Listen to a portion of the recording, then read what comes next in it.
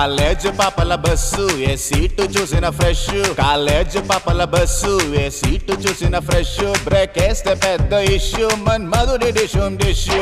చింతాక్ తక్ చితాక్ చితాక్ చింతాక్ తక్ తా, చింతాక్ తక్ చితాక్ చితాక్ చింతాక్ తక్ తా. పిడత కింద పప్పు రుచి చూడకుంటే తప్పు, పిడత కింద పప్పు రుచి చూడకుంటే తప్పు.